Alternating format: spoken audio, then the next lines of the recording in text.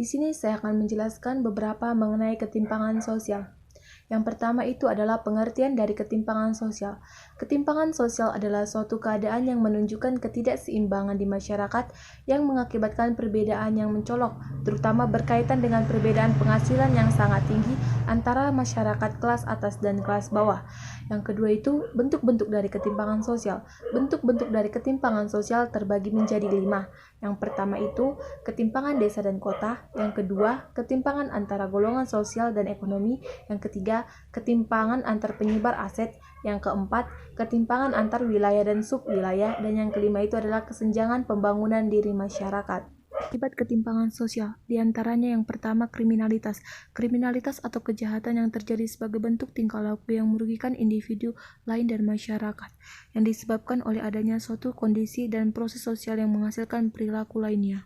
Kemiskinan di mana individu tidak mampu memelihara dirinya sesuai dengan taraf kehidupan kelompok, selain itu tidak mampu memanfaatkan tenaga fisik maupun mental dalam suatu kelompok. Yang ketimpangan merupakan suatu implikasi atau strategi pembangunan bias. 3. Turunnya moral. Kemerosotan moral akibat dari suatu ketimpangan sosial yang tidak hanya dirasakan oleh sekelompok yang kurang mampu saja, tetapi juga masyarakat yang mampu.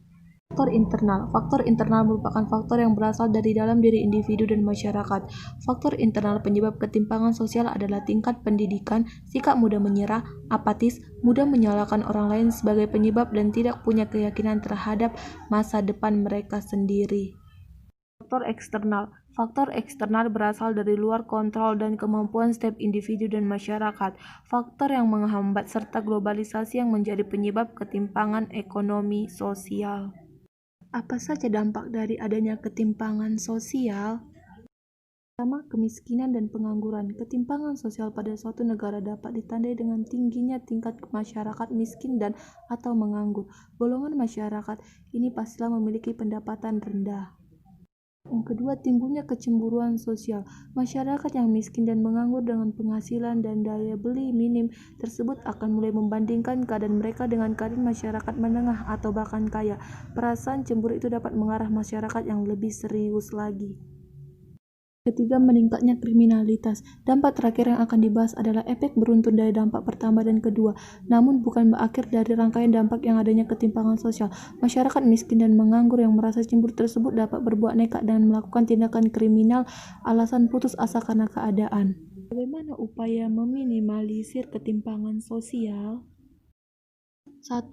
Memberikan pendidikan gratis. Di Indonesia, pendidikan selama 12 tahun SD, SMP, dan SMA diberikan secara gratis bagi masyarakat. Tidak hanya pendidikan formal, banyak pula pendidikan keterampilan yang dapat diikuti secara gratis di berbagai tempat, misalnya di RPTRA. Yang kedua, meningkatkan lapangan kerja. Tidak berhenti di situ. Di Indonesia, lapangan kerja juga diciptakan sebanyak-banyaknya. Banyak pula program pemerintah yang mengutamakan pada rakyat agar menyerap tenaga kerja.